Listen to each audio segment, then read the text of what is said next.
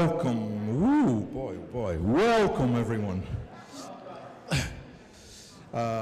It's good to have you all here, and we want to get underway because we have a full and interesting program yet again today.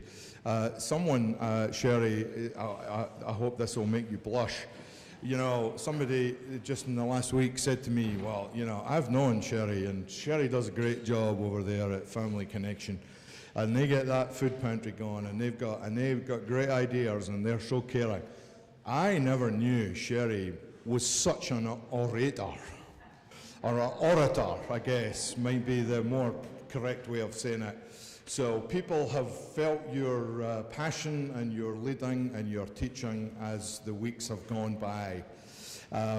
So I remind everybody of our safe place, their confidentiality and respect and genuine listening. I thought for our opening kind of litany today, I've interspersed a hymn that is in the Presbyterian hymnal, Glory to God. It's called The God of Abraham Praise. And it was a hymn that we used one of our grant meeting devotionals. So the words in bold are the words of the hymn. So we're all invited to say those words in bold. And then I've managed to recruit 3 willing, twist up the back readers to read the verses from Scripture in Isaiah chapter 61 in between them. So that's what we'll do as we come together in this way today. So we say together, the God of Abraham praise, who reigns enthroned above, the Ancient of eternal days, the God of love, the Lord, the great I am, by earth and heaven confessed. We bow before your holy name, forever blessed.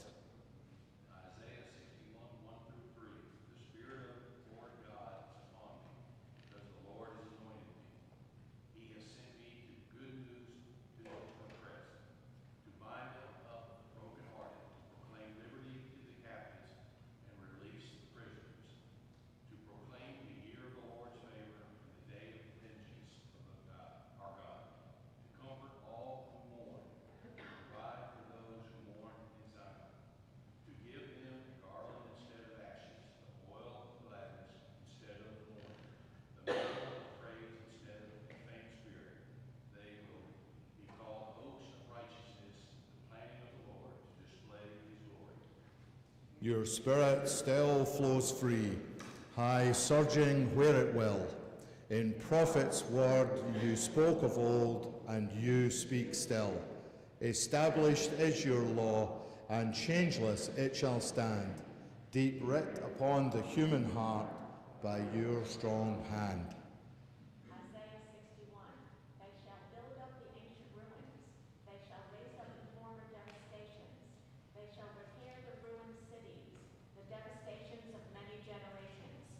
Strangers shall stand and feed your flocks.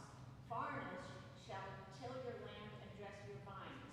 But you shall be the priests of the Lord. You shall be named ministers of our God. You shall enjoy the wealth of the nations, and in their riches you shall glory. Because their shame was and dishonor was proclaimed as their lot, therefore they shall possess a double portion. Everlasting joy shall be theirs. For I, the Lord, love justice. I hate robbery and wrongdoing. I will faithfully give them their recompense, and I will make an everlasting covenant with them. Their descendants shall be known among the nations, and their offspring among their peoples. All who see them shall acknowledge that they are a people whom the Lord has blessed. Your goodly land we seek, with peace and plenty blessed, a land of sacred liberty and Sabbath rest. There milk and honey flow, and oil and wine abound, and trees of life forever grow, with mercy crowned. Isaiah 61:10-11. I will greatly rejoice in the Lord, my whole being shall exalt my God. For he has clothed me with the garments of salvation. He has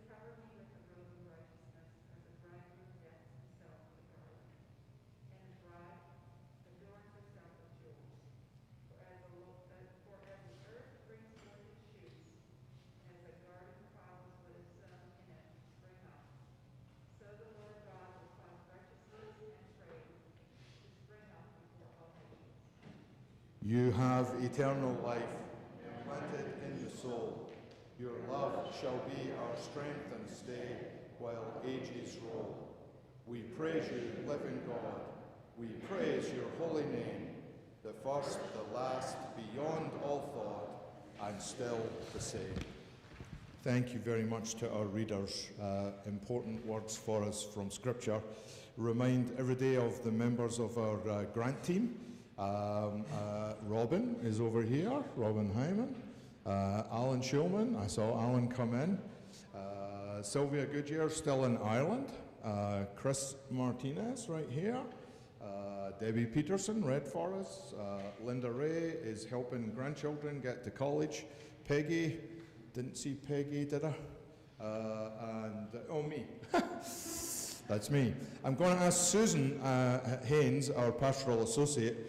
The seminary sent out a list of all the grant recipients for the Rekindle grant, and I thought it would be of interest to us to just hear what some of the other projects are that are being supported by the grant this year. Thanks, Susan. Thank you. Good afternoon. Good to see all of you.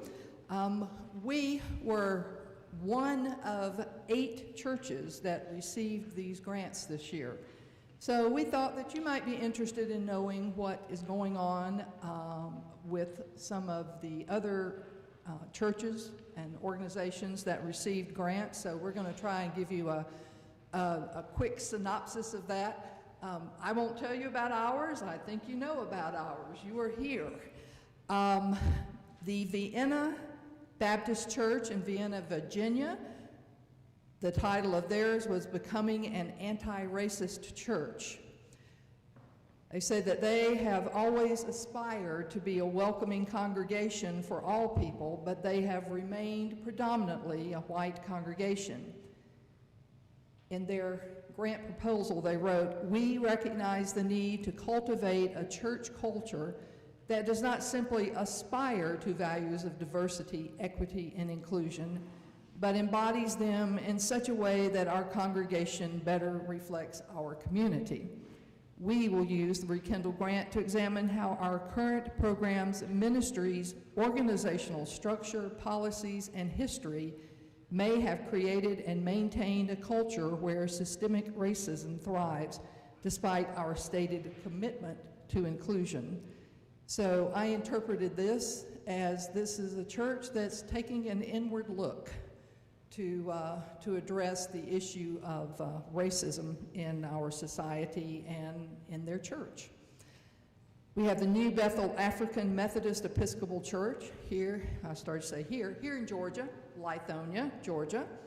The title of theirs is Journey of Hope.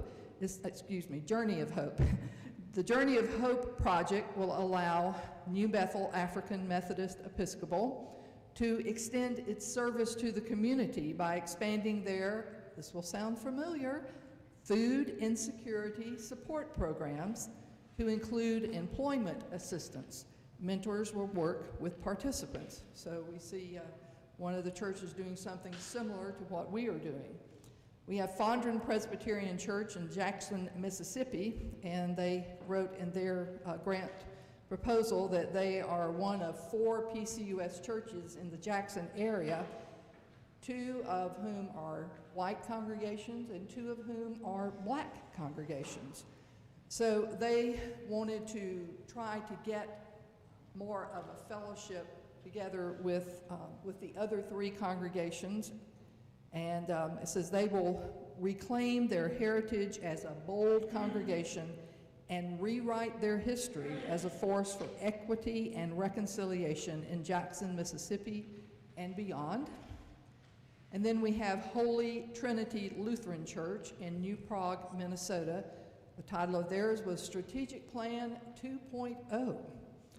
Aligned with our recently re-articulated vision, it says, we will seek to orchestrate creative, feasible, yet courageous strategies for our ministry's next step. So what they are doing is taking a look at their church's infrastructure and trying to discern how they are going to create that recreate that infrastructure in such a way that will be helpful for their life within the church and then also within the community. We have Iglesias Presbyteriana Nuevas Fronteras. Please excuse my reading of that. They are in North Plainfield, New Jersey, and theirs was Enlightened Pathways. This church is composed of families from 17 countries in Latin America and is growing a second-generation population. But many of them have experienced a traumatic immigration event, or have experienced immigration as a traumatic event. And also their children often resent their parents for bringing them here to the United States. So those children, many of them disproportionately have become involved in gangs and fall prey to those who promise them love. You can interpret that how you wish, and subject themselves to circumstances such as alcoholism, drug addiction, and unwanted pregnancies. And the Enlightened Pathways initiatives will afford opportunities for families to obtain coping skills within an environment that allows them to be nurtured in a multicultural and multilingual community. Then we have St. Matthew's United Methodist in Memphis, Tennessee. Theirs was Reach Back to the Community, a focus on assisting homeless families. Their goal is to provide a safe, secure, and sanitary housing environment where people can foster a mindset to improve their quality of life as they stabilize and work to dismantle homelessness in their own lives. And then Glen Allen Baptist Church in Glen Allen, Virginia, theirs was Regroup Small Groups. They established 3 priorities for this year, and now their Rekindle project will gather small participants, or participants in small groups that will look at all of these 3 areas. After a certain amount of time, those groups will all come together and they will report to each other their experiences and their findings, and then they will roll out a calendar of future small group opportunities designed to lead people into next steps of discipleship growth. So we see in these, some of them are outward focused, like ours is. Some of them are inward focused to help the churches to grow and to become the church that God wants them to become. So I share that information with you. I think it's exciting that, what's 15 times 8? Somebody help me real fast. 120,000 all. Yes. And I'm proud to say, as come out from the seminary I graduated from and that Jim graduated, got his D-Min from, and that our seminary is doing this wonderful work and providing these kind of opportunities. So thank you for your attention. I think, thank you, Susan. I think, yeah, a round of applause. There you go. Yeah. I think one of these other churches must have a Scottish pastor as well, because actually, you know, the limit of the grant you could apply for was 15,000, but one of them applied for and got 14,500. So I think that was the Scottish pastor making sure he kept under the limit. You know what I mean? There we go. Providing some information from our session as of yesterday that becomes effective tomorrow, because we didn't want to rush this into affecting today's event. As you know, we've been operating for larger events with a strongly encouraged language that everyone should wear a face mask. The session decided yesterday that all attending large gatherings, including worship and summer learning, will wear a face covering until the COVID-19 positivity rate in Fanning County falls below 10%. So as of next week for our final event, that will be the protocols that we seek to follow. If you've been here before, you know that we'll have snacks at the break, and the restrooms are down the narthex here on the right-hand side. The Wi-Fi name is there, and the password is there. And as we say this prayer together, we pray not only for ourselves here, although we are definitely unique amongst all those grant recipients because we have a joint application from the Jewish congregation and ourselves. No one else had that. But let us, as we pray this prayer, pray for our work here, but also all these marvelous projects that you've just heard about. We'll say together these words. Almighty God, you are the one true God and have called forth people of faith in every time and place. Your promises are sure and true. We bless you for your covenant given to Abraham and Sarah that you keep even now with the Jews.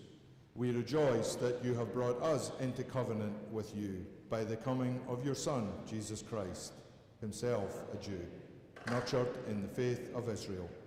We praise you that you are faithful to covenants made with us and our Jewish neighbours, that together we may serve your will and come at last to your promised peace. Amen. Sherry, it's your time now. I was joking with Sherry. I wasn't just quite sure what the title of today's workshop was. Was it "This is Your Brain on Poverty and Hidden Rules," or was it "This is Your Brain on Poverty and Hidden Rules"? This is your brain on poverty and hidden rules. So that's the one. So I've got it clear. So Sherry, we look forward to your presentation. Thank you so much. Really appreciate that. And thank you for coming back again today. I appreciate seeing some faces that I recognize there in the audience. And it's my time to have to do the commercial again, you know. So this is, my training has been brought by Resilient Georgia by a very generous grant from the Petulak Foundation. And it was to get an area of trauma-informed and poverty-informed so that we can have an approach to improving the health and well-being of children. And so I'm in Region 1 of Family Connection, and I don't think that's showing through there, up there, but you can see those 15 counties. And all of the 15 counties have taken some sort of training. I've taken, during COVID, I was in training 27 days. And I sure knew that because I hadn't been in school in a long time. But I also have some trauma-related things that I'll be doing after the first of the year that I've done as well. So, whoops, I'm going backwards. And the information in this presentation is taken from Dr. Donna Beagle's Poverty Institute and her book, See the Difference, Be the Difference, and the work of Dr. Ruby Payne from her book and workshop series, Bridges Out of Poverty. And any other information that I have has been from my own research and from Present Child Abuse. So there's my commercial. I won't do that again. Two out of the 4 times. So, and I can let Resilient Georgia know that they got their plug. So there we go. Last week we talked about language. Everyone remember language and how that deals with, and that in poverty we deal with the casual register. The language is all about survival, and someone in poverty is actually going to be watching more for your body cues than they are going to be listening to your words. They can tell when someone's getting ready to hit them, right? So, you know, if the fight's coming or there's some other issue or something going, so the casual register, 400 to 800 words, and the language is all about survival. Fragments, sentence fragments, slang, and cursing. The middle class is the formal register. That's those complete sentences with periods and please, mom, not two blanks after the period, you know, because that shows my age, so my daughter tells me. And then language is all about negotiation. And if we're in middle class, what's important to us? What's important to middle class? Paper, absolutely, paper. Everything's got to be on paper. The wealth, the formal register there, and the language is all about networking. And whatever register's being used, about 80% of the communication comes from body language. We probably don't watch the body language nearly as much as our neighbors who are experiencing the crisis of poverty, because that is their cue. And in some areas where the world is unsafe, they watch so that they can actually survive. So it really is, the language is all about survival. Well, I can't get this right today. And we went through the tyranny of the moment, and that's when something happens, and there's this desire to take whatever you have to do and do it right then.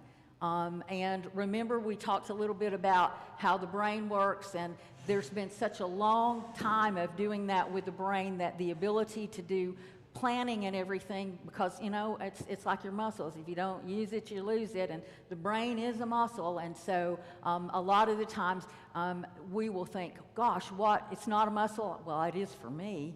I work it out really often. And so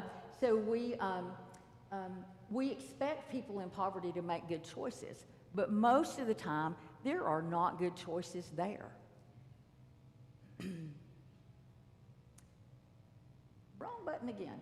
Let's go back to the mental model of poverty. And remember, we talked about relationships, right? Everything's important about relationships. And ownership becomes with relationships. Moms and grandmoms and all that sort of stuff, that's my grandkid, that's my son, that's whatever. And it's very important in that. And the life revolves around that. Who's the head of the household most of the time in poverty? Mom, yeah. And the relationships there's some issues with authority, like with the police and that sort of thing. There's a lot of time spent at social services. The issues with authority also comes with the problems in working with a boss that they might not like. Because if the boss says, go do so-and-so and so-and-so, it's this respect thing. And it's like, okay, that person is disrespecting me, and I don't like them, and so a lot of times there's issues there because of the authority and everything that goes along with that for the police, the boss, any of those sort of things. Achievement is the mental model of middle class, and that's where our paper comes from. We have diplomas, we have all sorts of contracts, we have all of those sort of things, and it's all on paper. All of it is on paper. If you have children, you probably have kids' first grade, assignment somewhere and that sort of thing. Everything is related to paper. And not a whole lot of time spent at social services, really, unless you're volunteering there. And if you volunteer, we really appreciate that, no matter where you're volunteering. A lot of time spent at schools, right? Particularly, when your children are school age, you are right there. I mean, that's where middle class is. The police officers are typically friends that know them, and there's not any fear of authority and those sort of things. And then religious organizations are very important for the middle class as well. Obviously, here is important to many of you. And then the mental model of wealth, very different, and everything is related to connections, right? And the networking opportunities and those sort of things.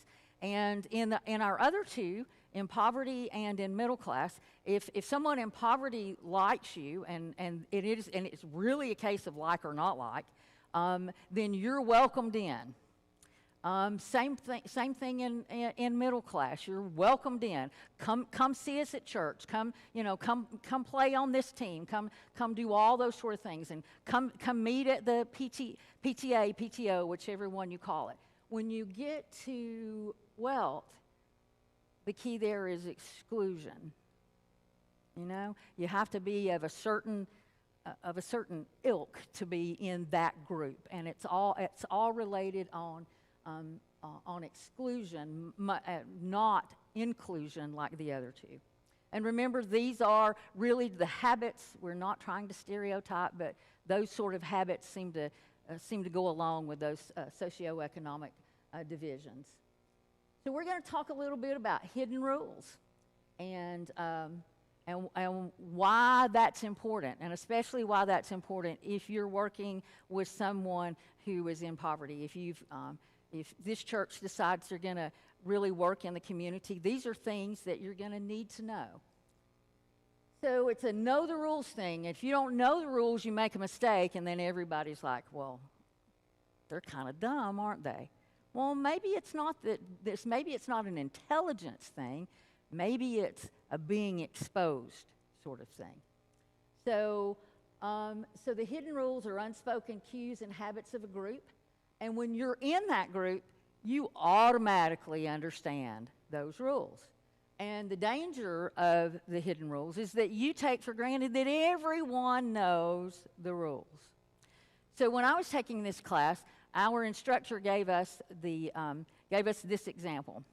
A friend of hers had been maybe lower middle class, maybe upper poverty level, and married a gentleman who was of upper middle class, moved into a fairly exclusive subdivision and was trying to make her way into the neighborhood and those sort of things. And a neighbor 2 doors down had experienced a death in the family.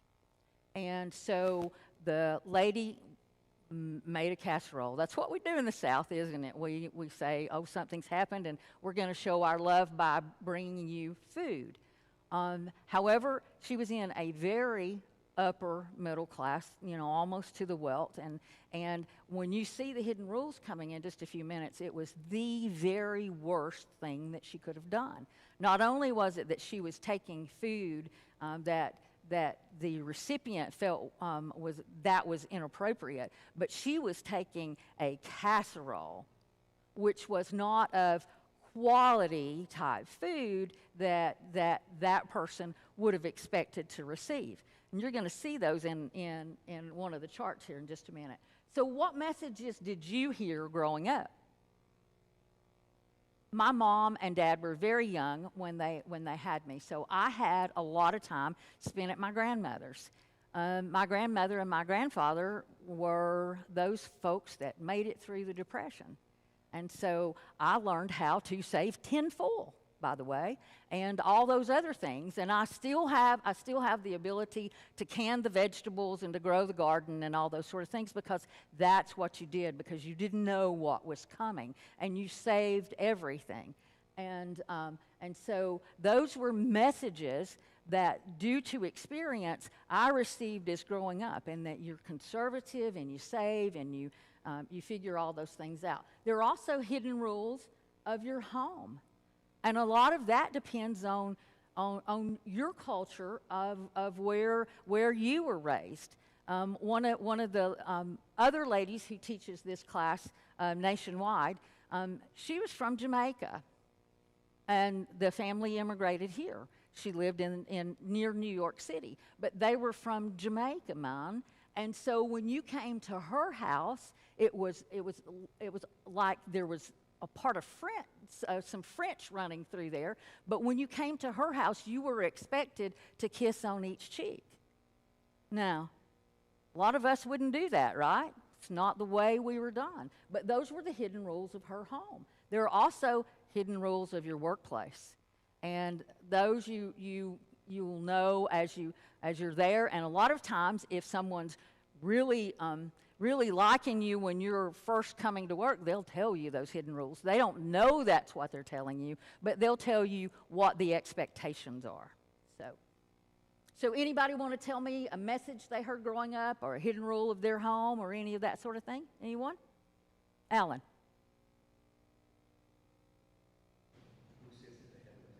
In the conference room. Who sits at the head of the table? Absolutely. Got it. Absolutely. Yes? Never stand out. Never stand out. Draw attention to yourself. Ah. What about where you should? Never stand out, huh? Children should be seen, but not heard. Children should be seen but not heard. That came from your roots growing up in Scotland, right? Yep. Yep, I kind of got that a lot too. Debbie. Don't share your problems with anyone. Anyone else want to volunteer? Diane. We don't make a scene in public. We don't get emotional. Exactly. Respect your elders. Respect your elders. I heard that one a lot from my grandparents. Okay, so we all have hidden rules, right? We all grew up with them. We probably didn't call them that, but that's what they are.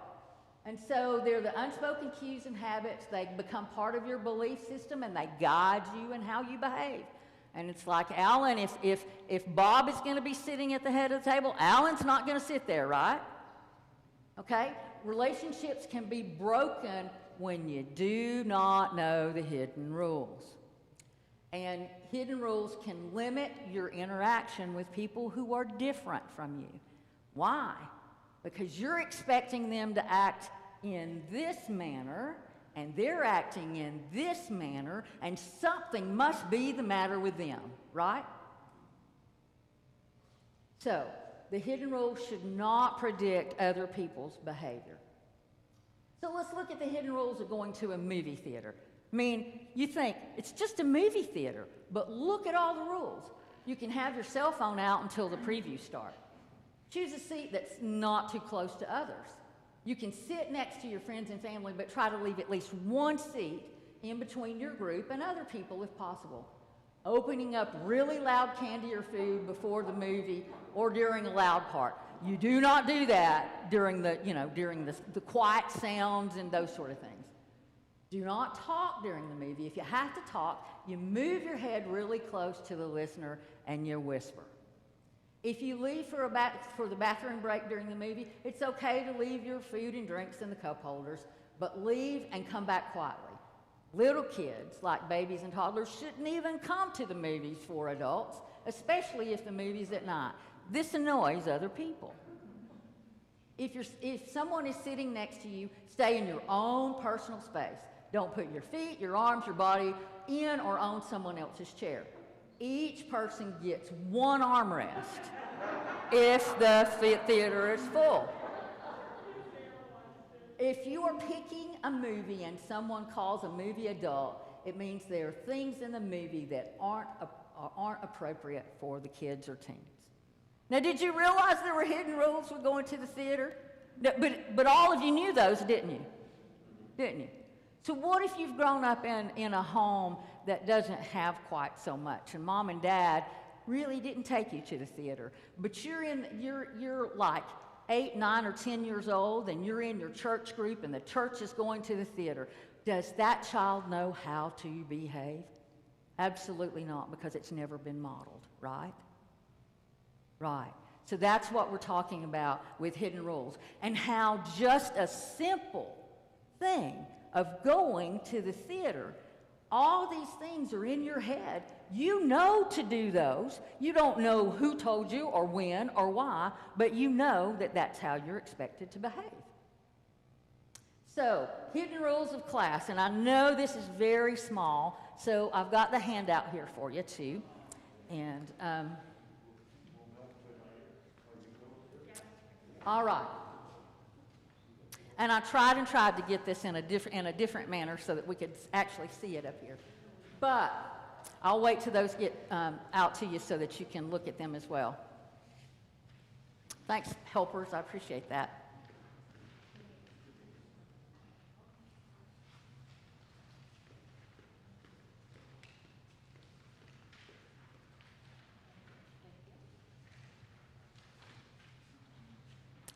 And if someone could bring me some water, that would be fantastic.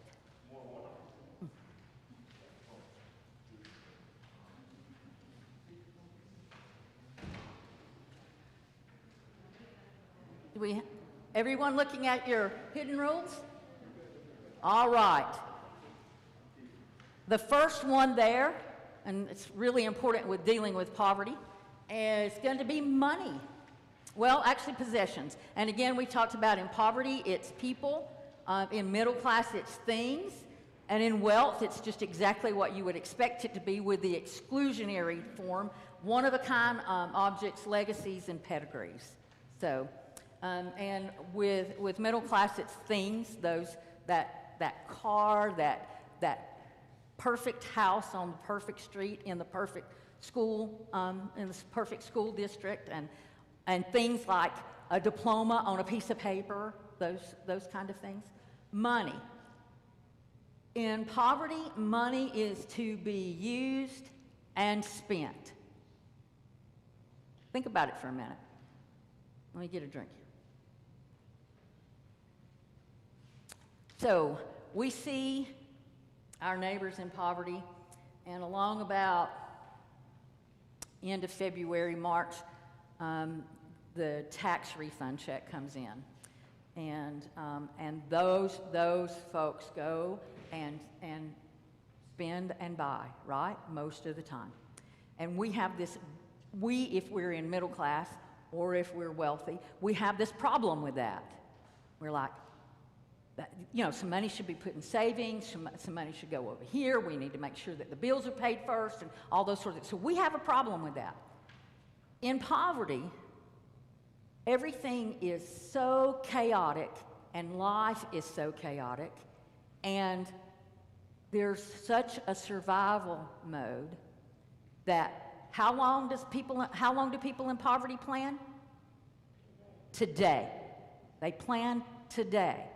So if you're in that mode and you have money, you don't know if you're going to be alive tomorrow or not. Seriously. You do not know that. So we go and we spend.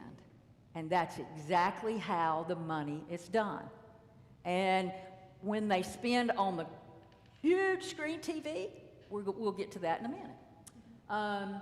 And then money for middle class is to be managed. I bet I could say who's got a 401k, or when you were working, who's got a 401k, and pretty much all of us would say, yeah, that was me. So money is to be managed. It's to be planned for, to be managed, and those sort of things. Wealth, money is to be conserved and invested. Personality. If you're in poverty, personality is for entertainment, and the sense of humor is highly valued. Right? Absolutely highly valued. I think I've told you my dad came from generational poverty. You should hear some of the funny stories that go on at the dinner table at my house. It's for middle class. Personality is for acquisition and stability, and achievement is highly valued.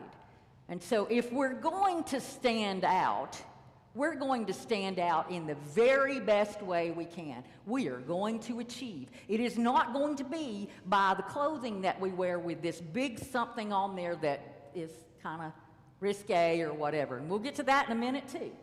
And then personality and wealth is for connections. Financial, political, social connections are highly valued.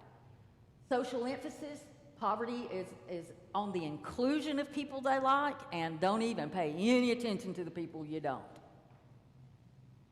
And in the middle class, emphasis is on self-governance and self-sufficiency, which is why it's hard to understand someone in poverty, because one of the main things that someone in middle class is doing is saying, okay, I've got to do this. I've got to sustain myself.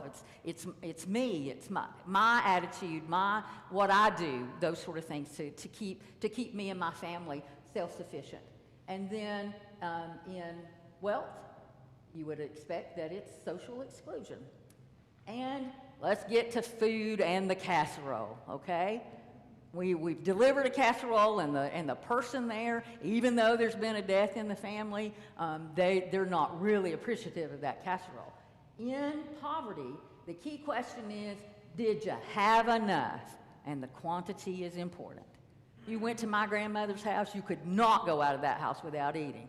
And I don't know if that was from a poor upbringing or if that was from just being a lady in the South. You know, but you always had food, and if you went there, are you hungry? Let me go get you something, whatever. And even people in poverty, when they don't have much to share, They're going to share that food. And then in the middle class, the key question there is, did you like it? And the quality is important. That casserole just didn't muster up to the quality, right? And then if you are in wealth and you're talking about food, you want to know that it was presented well, because, you know, it doesn't taste good if it doesn't look pretty, right?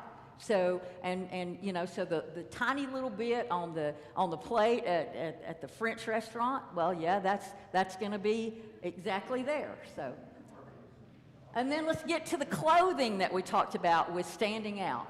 In poverty, clothing is valued for individual style and expression of personality. And there's a lot of personality expressed at the food bank, let me tell you. And then in middle class, it's valued for its quality and acceptance into the norm for middle class. The label's important. This is, I'm not going to stand out with what I'm wearing. I'm going to stand out with what I'm achieving, but I'm not going to stand out with what I'm wearing because I have to be in the norm. And then for wealth, it's valued for its artistic sense and expression, and the designer is important, and it's again back to that one-of-a-kind exclusion kind of thing. And then for time, the present is most important. Decisions are made for the moment based on feelings or survival. And that wraps up poverty in a big bow. That's exactly how all of that works. It's what happens today. And in the middle class, future's the most important, and decisions are made against future ramifications. So we talked about this last week when we were dealing with those mental models. So, and we've said again today, poverty, you're living for today. How far in advance are we in middle class?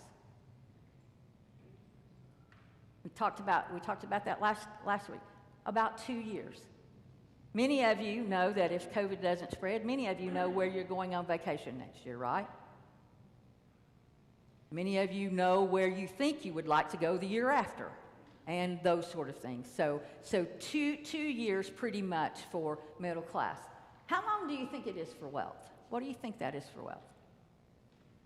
How many years? 10? 20.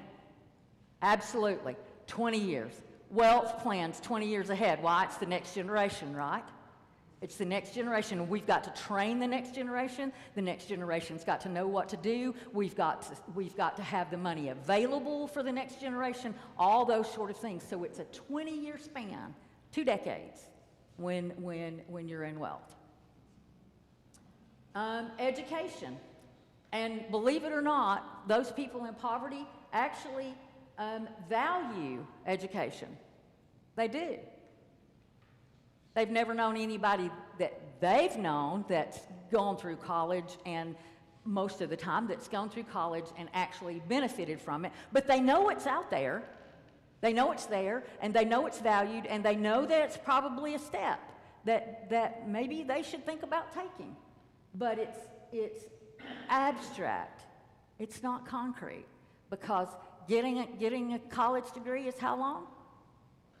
4 years. 5 if you're me. 4 years. Can you think, if you're in poverty, can you think 4 years ahead? Probably not. Even the 2-year technical school. That is taking how you plan to, a year and 364 days from now, right?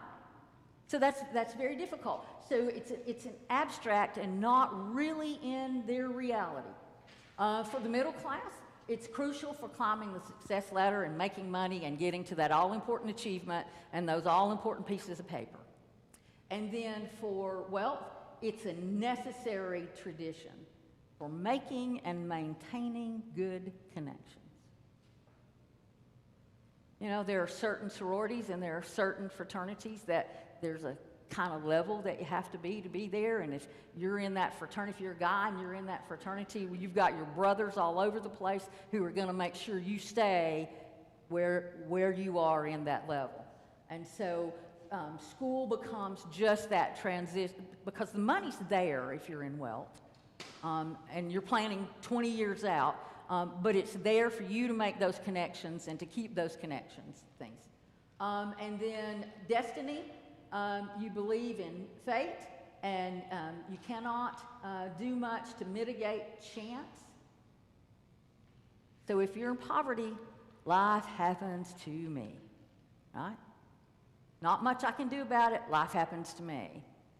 And then if you are middle class, believe in choice, can change the future with good choices now, if they would just make better choices, right?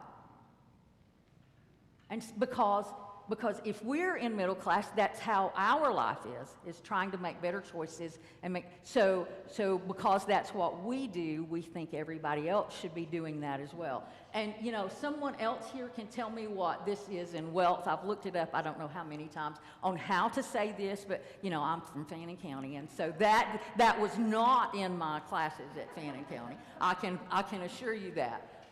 But that is that, you know, I can control my destiny kind of thing. And language, again, the casual register for poverty, formal register for middle class, formal register for wealth. Household dynamics, poverty tend to be mom, matriarchal. Middle class, if it's an intact family, it's pretty much always patriarchal. And then if it's wealth, it's whoever has the money. That's who determines the household dynamics. The worldview, if you are in poverty, you see your world in terms of local setting, almost to as much as I'm on this side of the tracks, you're on that side of the tracks, very localized. And then if it's middle class, you see the world in terms of national setting. And I would bet you that a lot of conversation the last couple of days have been, gosh, what are we doing, and how is that working over there, and did we do that right, and all of those sort of things. And we're thinking about us as a nation, right? Not really Afghanistan, although we feel for what's happening in Afghanistan, but we're really thinking, okay, how'd that happen? Why are we doing it this way, and those sort of things. So we're looking at a national view. And if you are in wealth, if you live in wealth, you're going to see the world in terms of an international view. You might even be talking about, you know, when you were in the Middle East so many months ago or something like that. Love. For those in poverty, love and acceptance is conditional, and it's really based on whether the individual is liked. And it's very conditional. And love is very conditional. And that's why mom kicks boyfriend or dad out, because, you know, things happened, and I don't like the way you said that or did that or whatever, and so dad gets kicked out, and it's a very conditional kind of thing. And then we talked about in poverty, men understand that their value is being the fighter and the lover, right? Being the protector and the lover, and then there's that back and forth sort of thing that most of us probably don't understand. And then for the middle class, love and acceptance is conditional and based largely upon achievement. We put a lot of pressure and stress on some of our kids occasionally because we're expecting this kind of behavior. And also, if someone from the family winds up doing something really, it's really off base and gets in trouble in some sort of way with the law enforcement, with our judicial system, we're like, you know what went wrong there? You know, did they not have this or that or whatever in the home? So it's still conditional, but it's not as conditional by far as in poverty. And again, in wealth, love and acceptance is conditional, and it's related to social standing and connections. So if you just say connections with wealth, you've got it. Other than, I don't want you in this group, so, we're going to exclude that. The driving forces for poverty, survival, relationships, and entertainment. And entertainment, that's where the big television comes in. Because if you live in that kind of stress day in and day out, and most of them do, if you live in that kind of stress day in and day out, you need some sort of release. And if that is sitting in the lazy boy chair and watching some crazy television show that makes no sense and just gives you a way to skim over, then that's entertainment. And that's entertainment that you had to pay for one time for the television and you have to pay for monthly for the cable bill, right? And so entertainment is important because entertainment is a physical and mental release. And typically, entertainment is the television. And we were talking last week, and I was like, it's noisy in a home of poverty. The television is on, it's always on, and it's on loud. And usually the lights are dim. And for the driving forces in middle class, work and achievement. And then for wealth, it's financial, political, and social, what?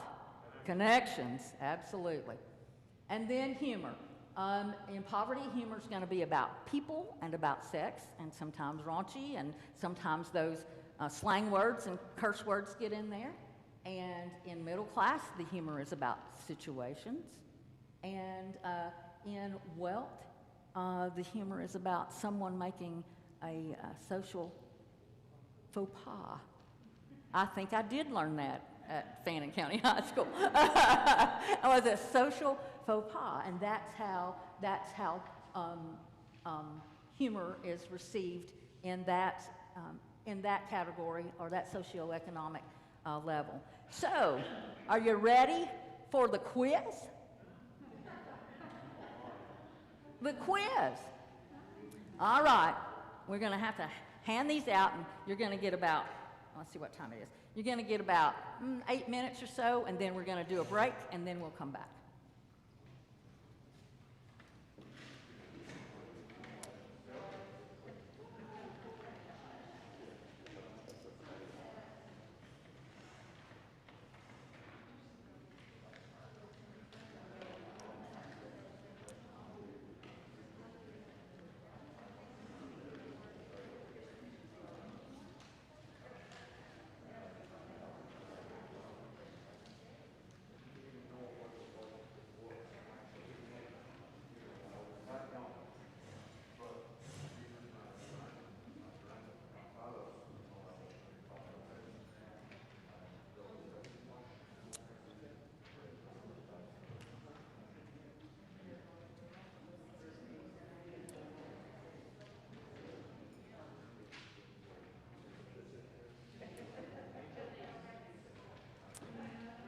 So you can do the quiz, and then I think, Chris, are you going to go set up for the break?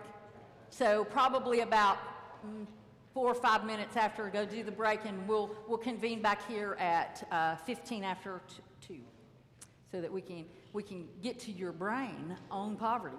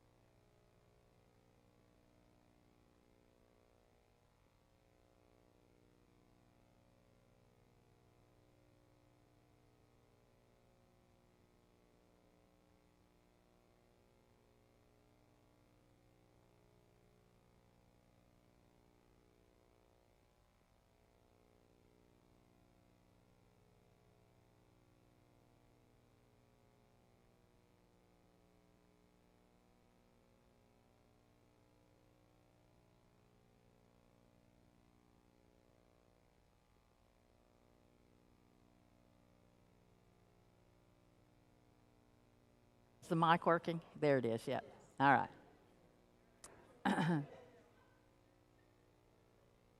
Oh, see, there's a hidden rule. We flash the lights. I got it.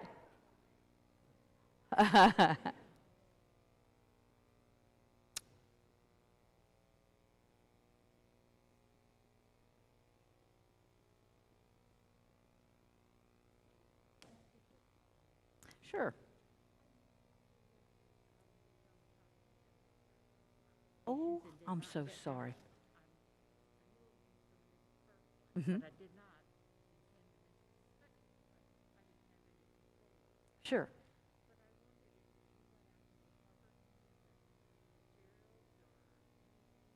Yes, I can get those for you, and I'll be teaching what we had here in day 1 and 2. I'll be teaching that on Friday, September 10th at Family Connection. If you want to come, I'll be doing about 3.5 hours, and it'll be day 1 and day 2. Sure. Okay, sounds great. Okay, are we ready, everyone? Are we ready?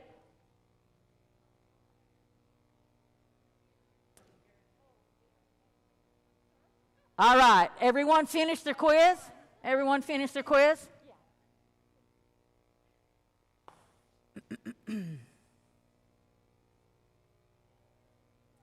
Do you know where you belong?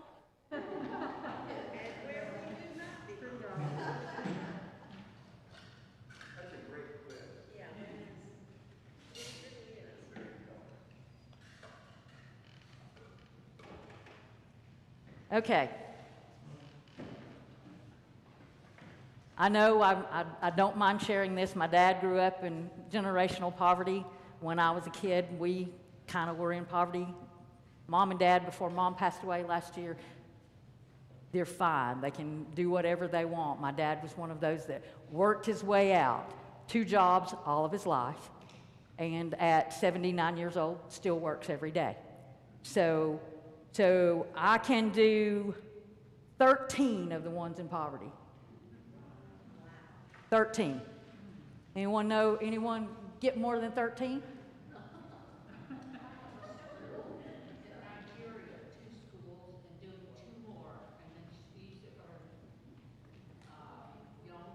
Young folks in poverty.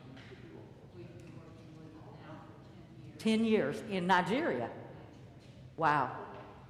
It's out in the bush from Owerri, Nigeria, and out. Amazing. Thank you for doing that work. So how about wealth? Anybody get like 8, 10, 12 in wealth?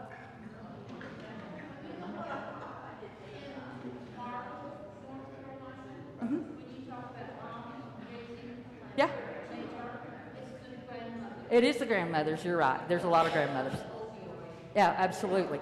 And so we were talking about the mom in poverty, the mom raising the children, and Mandy just mentioned that it's the grandmother. We have a lot of grandmothers and great grandmothers raising children in our community, and I think to me there's a lost generation of what should be parents of our middle school and high school children that are in the addiction mode and that sort of thing. So we see that often at the food pantry, and we're trying to see ways that we can actually support grandparents more than what we're doing. So wealth. Anyone get 10, 12 in wealth? No? No one got 10 or 12 in wealth? Come on now. Zero? Zero in wealth?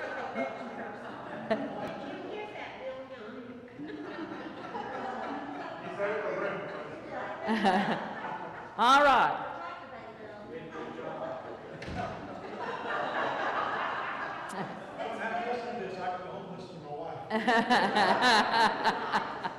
I like this. Use 2 or 3 screens to keep people with who you don't wish to see away from you. I know a lot of people don't know my former career, but in my former career, I stayed a lot of time at the Capitol in Atlanta and in Washington, D.C., and I've never seen anyone who could do a screen any better than our elected officials. So So yeah, they have that screen down to an art. So everybody kind of firmly ensconced in middle class. Solidly in middle class. Yeah, yeah. So we know all those things, right? All those things, and our schools, our businesses, and most of our churches operate on middle class standards. And we wonder why it's hard to get folks who are not middle class into what we're doing. Those middle class hidden rules, we're expecting everyone that we encounter to be that person, right? And to have those values, and to not stand out, and to not be watching television 24/7, and to plan for the future, and to one of the first things that the responsibility is to be self-sufficient. We want everybody to be like us, right? Because we've got it down, we've got it right. So that's where we are. And truthfully, at Fannin County Family Connection, my staff doesn't know it yet, but we're going to have to sit down and say, all right, we're open Monday through Thursday, 10 until 12 and 1 until 3. How middle class is that? Right? Who can come? Those people who are disabled maybe can come. Those people who work night shift maybe can come. But that mom who has to get the kids to class and work the first job and then go work the second job and that sort of stuff, she can't get there, right? So and I know this stuff now, we are going to have to look inward and say, maybe we're not doing this as well as we want to be. So yeah, we've got to have that conversation to see how that works. And I would bet in almost all of our organizations that we are members of, if you think about how they work, they're going to be working on middle class standards. Our schools are middle class standards.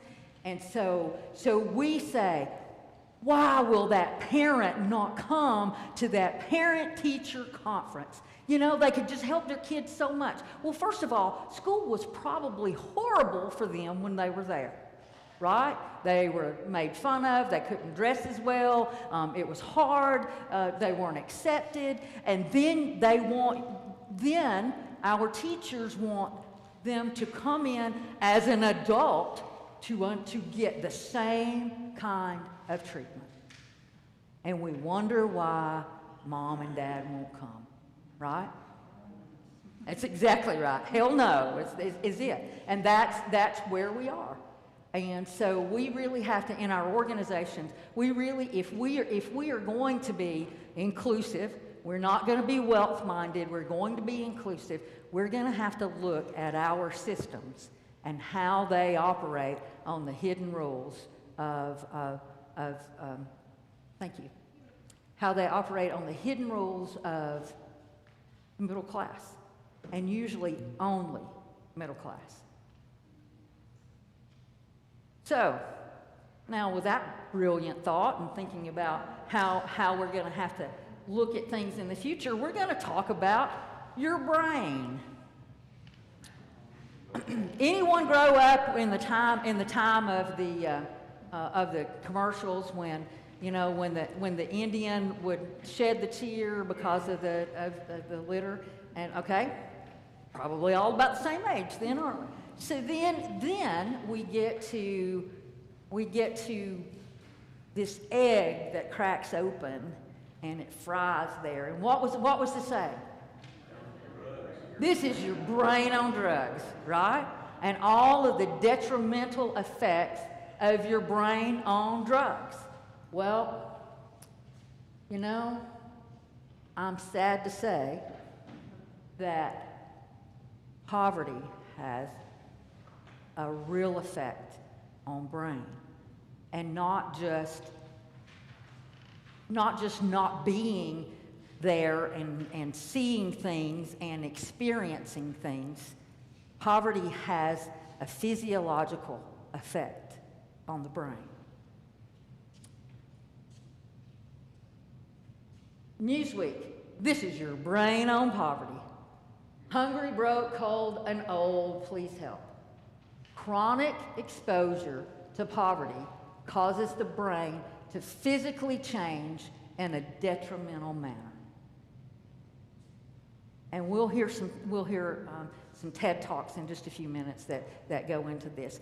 But even when a mother is carrying the child, if she is in poverty and she is stressed the entire time and her body is being flooded with cortisol, the stress hormone, if her body is being flooded with cortisol, it actually affects the child in utero. And that child is born already behind. Already. And, you know, if you look at the number of words that are in a home, or the books that are in a home, no wonder our children in poverty have a difficult time when they get to school. No wonder.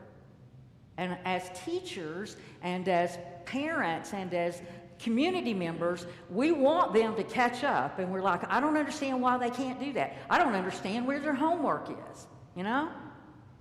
If you live in a home that is all chaotic all the time, and the dog's there, and Uncle Harry's there, and 3 other people from down the street are there because guess what? They just got evicted, and there's 12 people in a 2-bedroom, 1-bath home, and don't think that doesn't happen. How in the world is that kid ever going to get any peace to be able to do homework? And so we start behind as a child. Our brain starts behind as a child when we're born to a mother in a stressful poverty situation, and it's very hard to catch up. Poor nutrition. And poor nutrition, absolutely. So here we are, we're studying 1,000 children, the DNA samples are delineated by income. The stress of poverty increased the cortisol. Children in the lowest bracket had 6% less surface area than children from high-income families.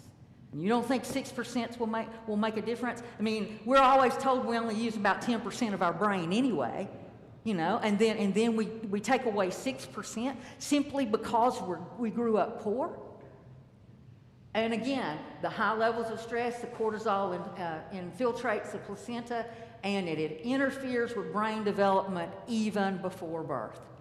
And those who have lived in poverty at age 9, the brain center of negative emotion were more active, whereas the areas that could rein in such emotions were quieter.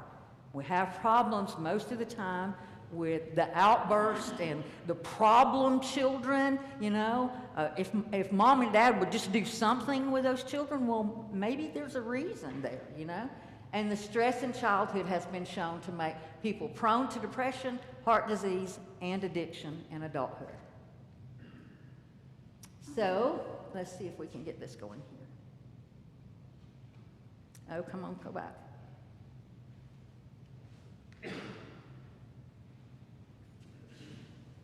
Why will you not play?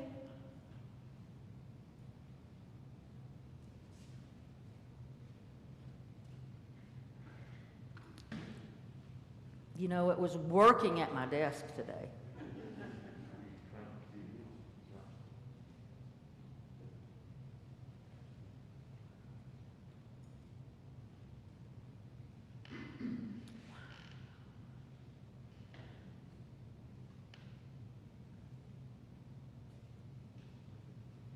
Why is that not going to play?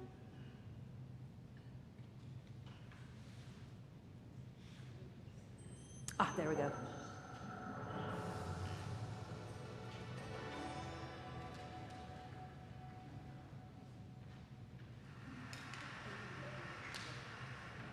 What I'm about to share with you are findings from a study of the brains of more than 1,000 children and adolescents. Now, these were children who were recruited from diverse homes around the United States. And this picture is an average of all of their brains. The front of this average brain is on your left, and the back of this average brain is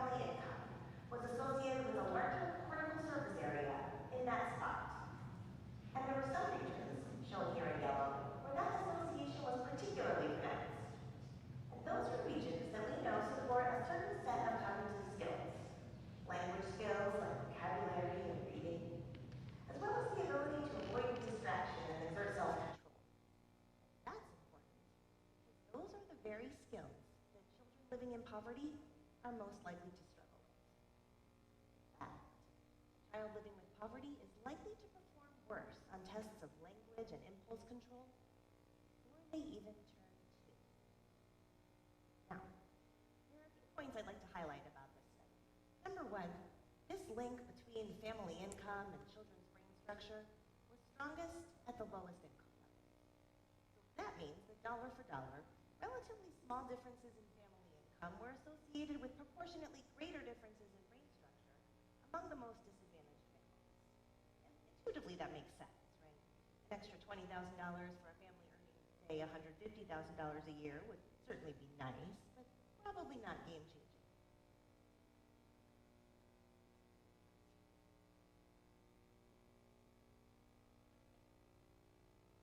Way can I know an individual child's family income and know with any accuracy what that particular child's rate would look like?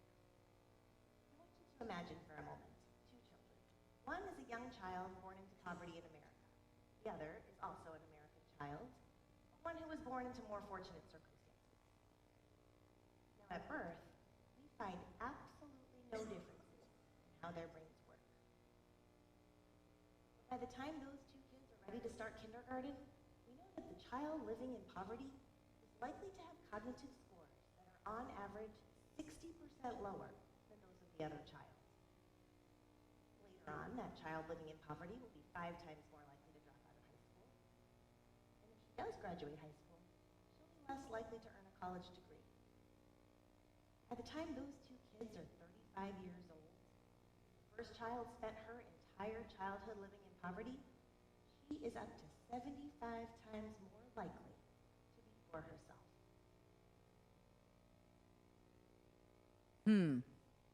What'd you think? Very sad, isn't it? Very sad. And so we wonder, okay, how are those folks not able to break that cycle of poverty, right? I mean, and we talk about that all the time. And in fact, I was studying last night to be able to be here today, and I came across this, ready? 7 simple steps to break the cycle of poverty. Guess what number 1 was? Get a job. Get a job. And what did we say about our working poor? How many jobs do they work? 1.7 jobs. 1.7 jobs on average. Our working poor work 1.7 jobs. My dad is a prime example of that. He quit working 2 jobs 2 years ago at age 77. Until 2 years ago, I worked 2 jobs my entire life. I had my first one beginning at age 12. So, there are folks out there that really have been able to make it, but it took something, I don't know what, in there. But when we look at all of the detrimental effects of what poverty does to the brain, physiologically, we're thinking, how in the world can that ever happen, right? And what did we talk about with people in poverty? What's the main emphasis of our mental model of poverty? Relationships. So Jim wanted me to talk about maybe where this goes in the future, and I'll tell you, if something happens in this community with our folks who are living in the crisis of poverty, it has to go to relationships. And it has to go to people who understand all of the things that we've talked about and understand those hidden rules and understand that we're operating from middle class and they are not, and that they're going to speak to us in a manner in which we think is disrespectful, but it's not. It's English, but it's a different sort of English communication.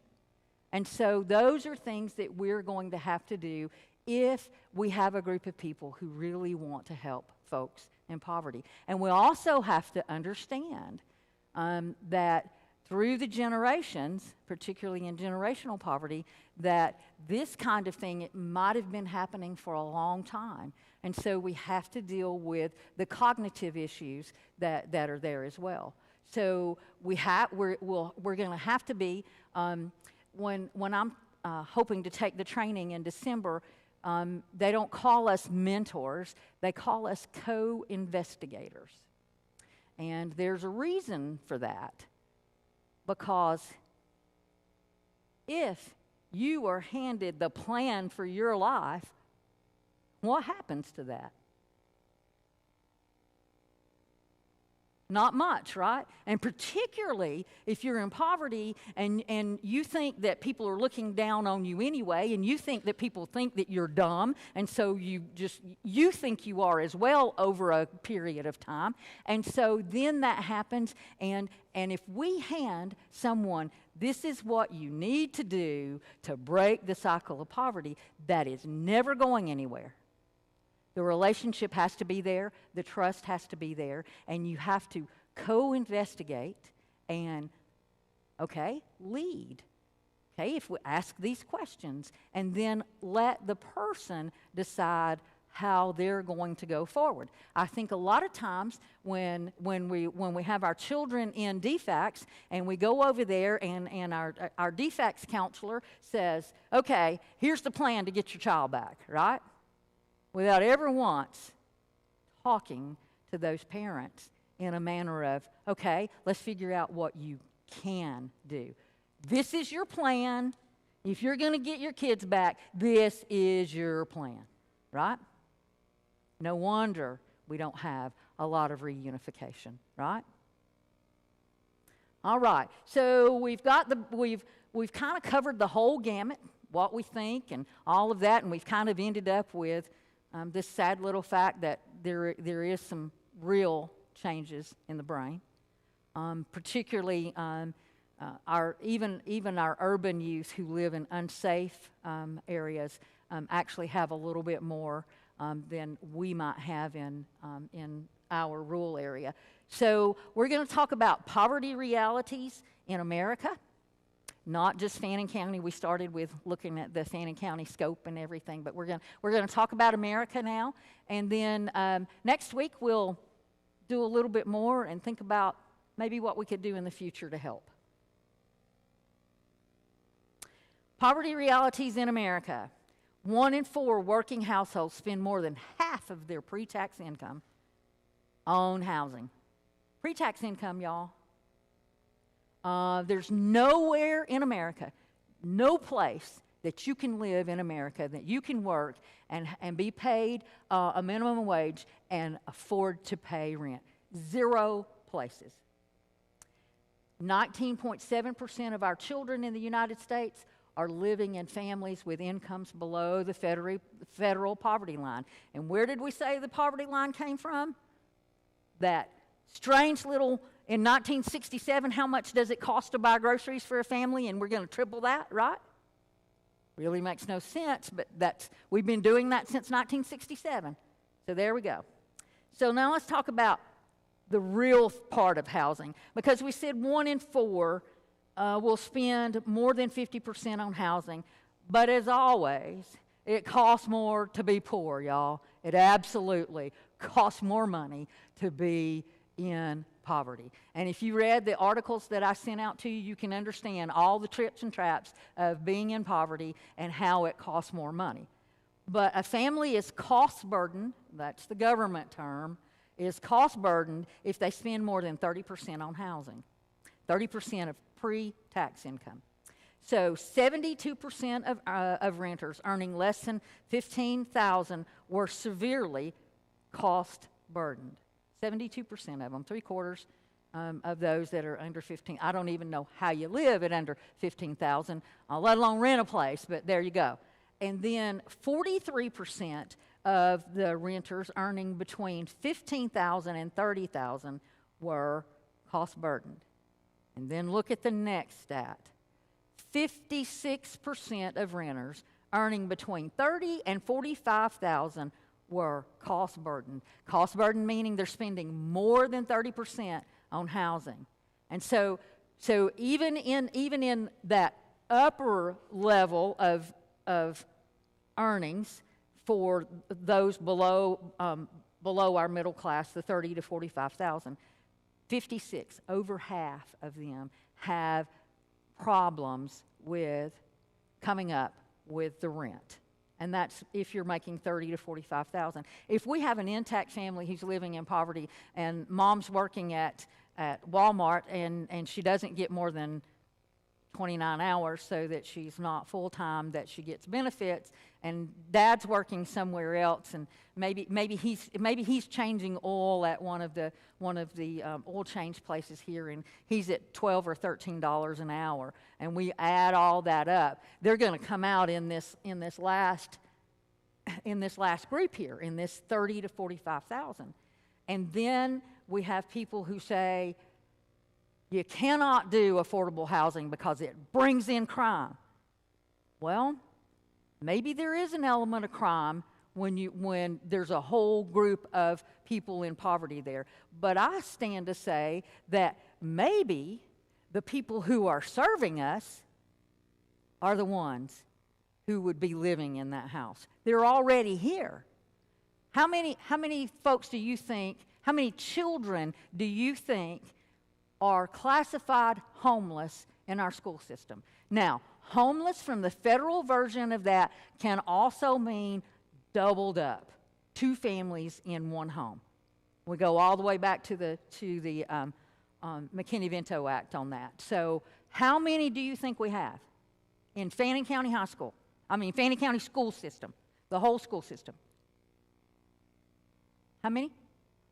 200 is exactly right. About 200. Where do you think their mom and dad's income is? And they can't afford a place to rent. Anyone checked rental prices lately? There's nothing out there. Number one, I looked last week. There were 2 places that were listed on Trulia, Rentals, all those. 2 homes were listed, okay? One of those was a double wide that looked like it had been past its time, prime for sure, and it was renting at $1,350. And then we've got to have first and last month's rent. So all of a sudden, to live in a double wide that is practically falling down, we've got to come up with $4,000, right?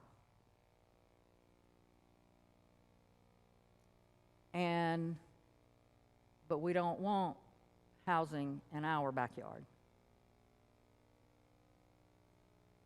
So the poverty realities in America, less than 2% of the federal budget is allocated for welfare.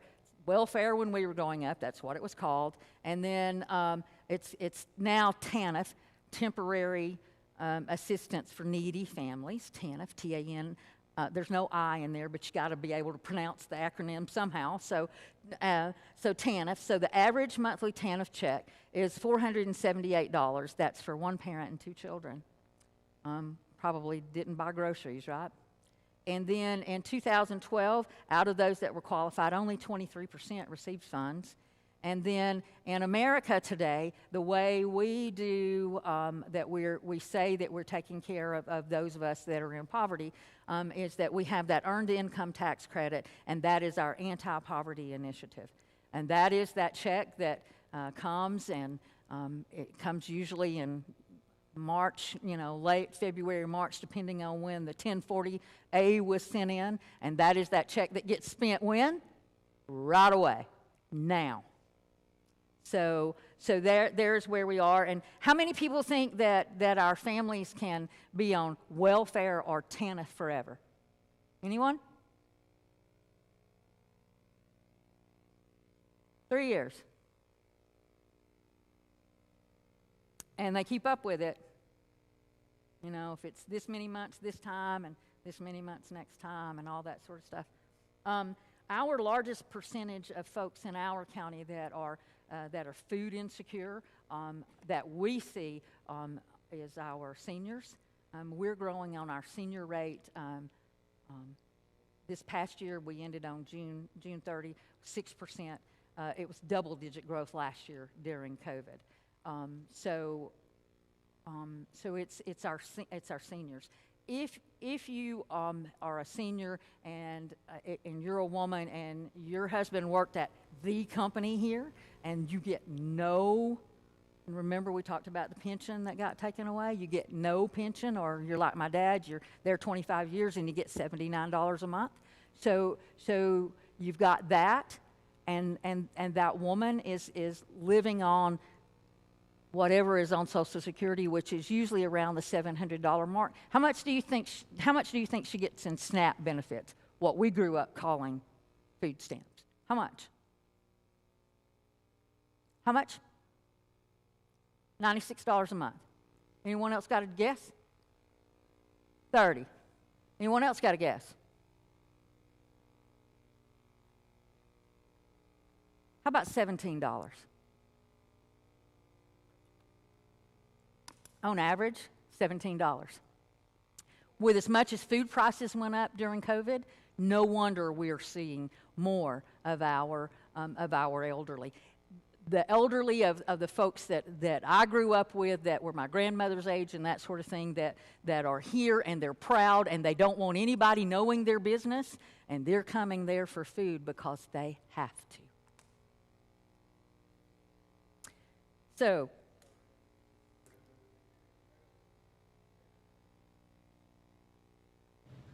designed to help this problem. I know that's just started this summer. It will be sort of interesting. It doesn't help the seniors. right, Well, unless they're raising their grandchildren, yeah.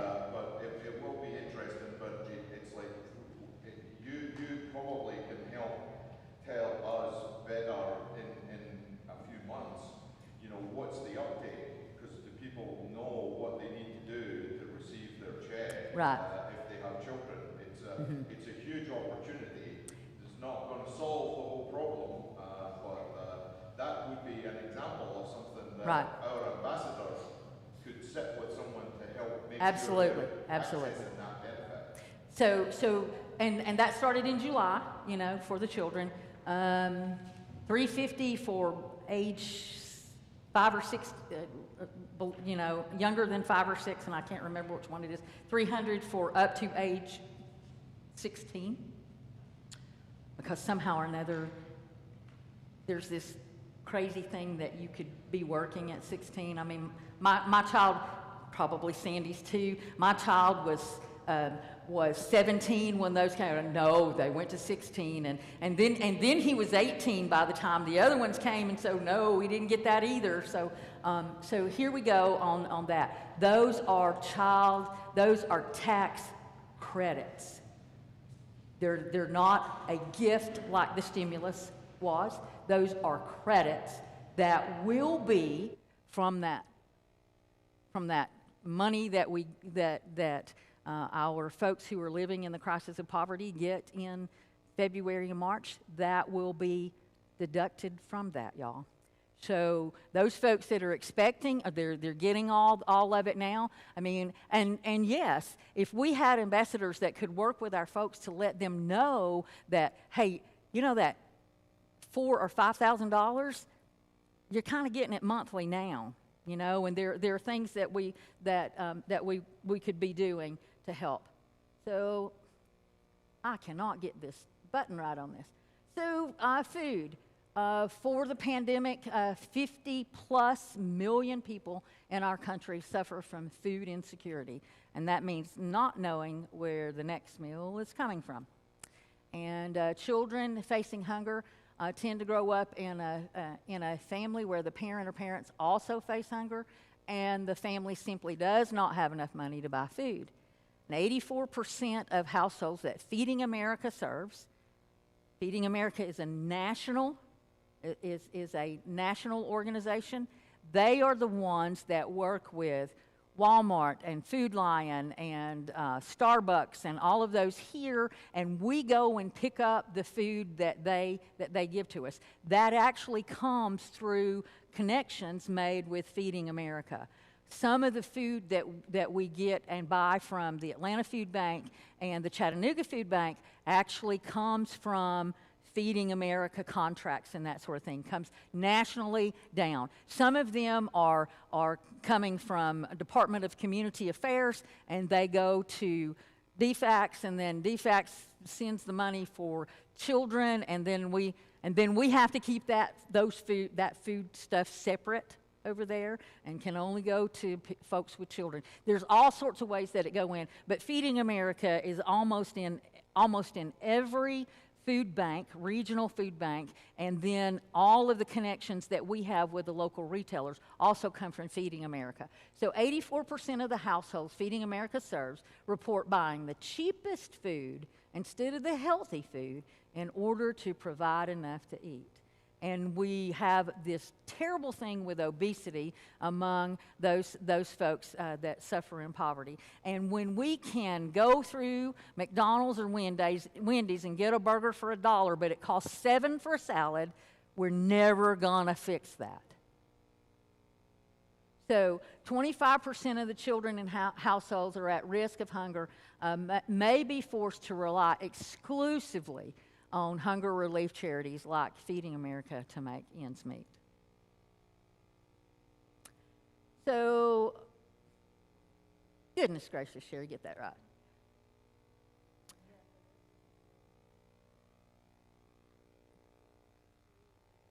Right, exactly. So we have a lot of obesity and not very much nutrition, and that doesn't help our brain either. So here we are working hard. The dominant belief is if folks will work hard, they will do well. It's America. Pull yourself up by your bootstraps, right? 2/3 of our working folks living in poverty work 1.7 jobs and still cannot afford rent. Minimum wage is not a livable wage. Remember when we did livable wage? Anybody remember that? One parent and 3 kids was about $46,000, right? Let's see if we can get to that. If I can hit the right button, we can. So let's talk about education. Low academic achievement, the schools struggle to understand and address the needs. We're operating from what? Middle class, right?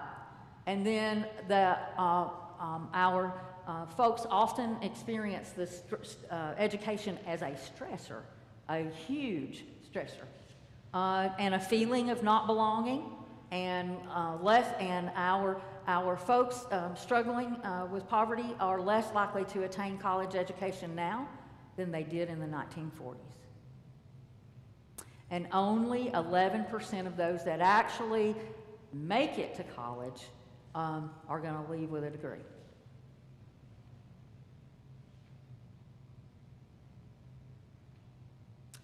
And here's what happens for that family in poverty. See no options, typically some underground activities to make life work, to make enough money and those sort of things. Incarceration seems to be part of how things go. 80% of our folks in prison cannot read at the 8th grade level. 80% cannot read at the 8th grade level. 50% of those incarcerated have untreated mental health struggles. And it affects the ability for all those humans, and they're our humans. They're our brothers and sisters, right? They're our humans, and it affects their ability for humans to develop to their full potential. If you were at the collaborative from Family Connection this week, you got the statistic of if we learn to read until the 3rd grade, and from the 3rd grade on, we read to learn, right? That statistic is very important at that 3rd grade level. Anyone want to say why? Ooh.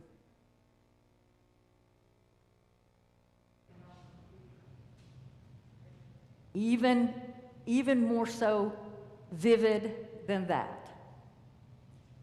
Our state judicial system, not only in Georgia, but in very many states, looks at that number, and they understand that that's the number of prison beds that they have to have by the time those children are 18, 19, and 20 years old. Now, tell me why we can't work when that person is in the 3rd grade versus saying, let's figure out how many prison beds we have to have. And that is the absolute way that the planning is done. So here's the poverty realities and the effects of poverty in America. So, you know, you've got the generational, the historical trauma, the social conditions, the adverse childhood experiences, ACEs. I'll be teaching that sometime in the future. Disrupted neurodevelopment, that's going back to that physiological changes of the brain. Social, emotional, and cognitive impairment. Adoption of health risk behaviors. Addiction. Alcohol. And then we wind up with early death. Being in poverty your entire life. Things have not been good for you anyway, and then guess what? You get to die early. So this is the level for women and men. The women at the bottom percent of our economic level, their expected lifespan is 78 years and 8 months. Women at the top of that socioeconomic money level, 88.9 years. For men, the discrepancy is even more. And for men at the bottom percent, 72.7 months. And for men at the top, 87.3. Now, why do you think there's almost half again as much discrepancy of less years for men?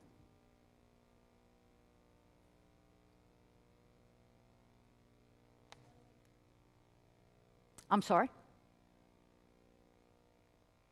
Stress and not being a provider. You know, that's part of the male makeup, that provider part in there. And it also is a big factor in generational poverty. When the male loses his job and loses the respect for himself, he doesn't want to go out there and try again. And so there we go. The woman will go no matter how many times she's fired. Not the guy. Because it's that innate sort of thing. So what else? Riskier behavior. What else? More dangerous jobs. I don't know anybody that is living in the lower socioeconomic money level, income level, that is sitting behind a desk pushing a pen, or is seeing patients, or is figuring out what the accounting is, or anything like that. What are they doing? They're out there using their bodies to make a living. Right? So, and they're doing that with poor nutrition and probably a stressful life all the way around, right? So, it's really not a pretty picture, is it? But let me tell you what people in poverty actually feel the most. They feel invisible. Invisible. Like when we did the first one, and Donna Beagle said, I didn't think anybody cared, you know? My family's been living in a car for 15 years, and nobody's ever said anything or done anything or anything like that. There's possibly people that live on the road that you are going to go home to tonight that are living in poverty, and they are invisible. Or they're a number. And a number is not a fun thing to be, because we're all humans. We all have personalities. We don't want to be a number.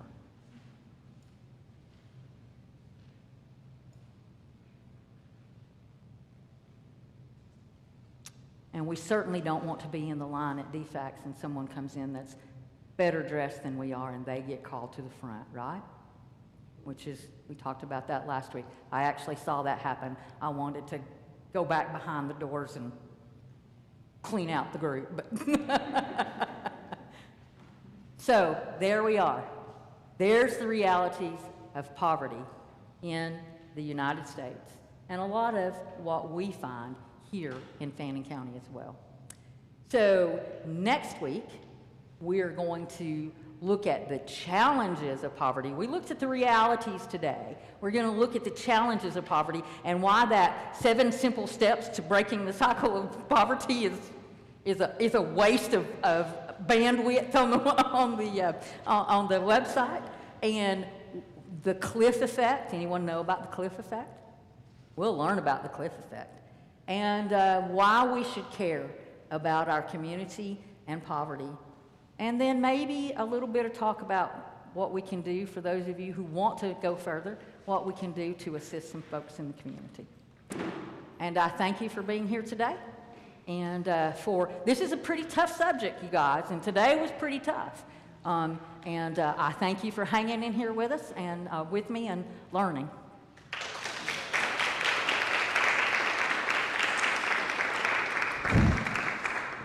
Sherry, thank you so much. It is very tough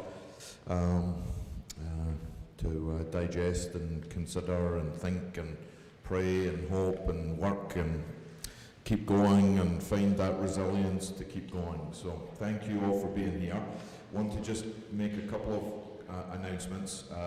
Some of you from Faith and anyone in the community, we had a little brochure out about our upcoming fall faith groups and study groups that are going to be offered, and I want you to, Joanne can hold it up for us there. It's got a nice little fall picture on the front. We'd love for you to be aware of that. We have again on our table the rocks that people painted to reflect what we've been doing about justice and mercy and walking humbly with God. You are invited to take one or more rocks. And you can, we don't need to be middle class on this, you can go and look at the other tables and see if there's one there that you'd like better than the one on your table. You are definitely invited to do that. And all of us, Francis? Go ahead, no, go ahead.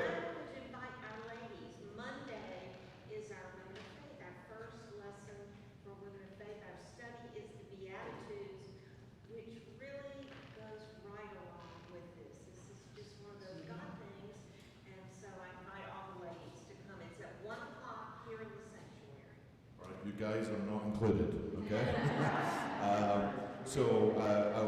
That's a monthly meeting, Women of Faith, on the 4th Monday of the month, 1 p.m. till about 3. And Francis is an outstanding teacher on that. And we've had ladies from our Jewish congregation and from our congregation and from the community, so it's open to everyone right there. So please take those rocks. And in the email that went out today with the program for those staying home and joining on virtual, thank you to Carl Riggs and Bill Young for handling the technical stuff to make that happen. We were on our website, we were on YouTube, we were on Zoom, and we were on Facebook. So lots of ways for people to connect. But in the email that went out with the program for today, I was encouraging us to pray for Jim Whitley and for Elaine. Elaine's right there. Elaine's husband has been living with his family, biological family, over in South Carolina, but this past weekend Jim tested positive for COVID and has been in the hospitals over the weekend. Had hoped to get home, or not home, but hoped to move today to a rehab, but his oxygen level wasn't good overnight, and so he's still in the hospital. And we're praying for Jim, we're praying for Elaine, and we're praying for all the family, and we're praying, we hope that nobody else, it was a family wedding, we assume, where he might have been infected, and so a lot of the other family members were at the same wedding, so we pray for all of them. And Sherry looks like she's got handouts. I do. We have the definitions of resources. Remember, it's not just financial. Any of you want those. And then there's some key points to remember here that just kind of bring forth most of what I talked about the last 3 weeks. And if any of you want those, they're here. Right. Well, why don't we put them out on the table, or just send them around, or what, that Chris will be able to do it. Are any other announcements for the good of the community? Thank you all for being here. Nobody's come and assailed me yet with a knife so thank you for your forbearance with me. And you all travel safely. Take care. God bless.